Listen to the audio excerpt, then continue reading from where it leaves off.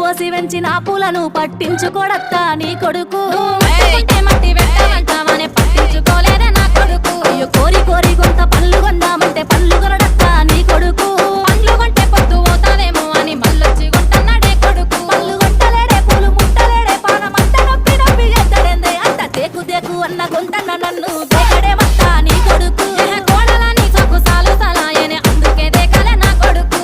తర్వాతనే నాన్న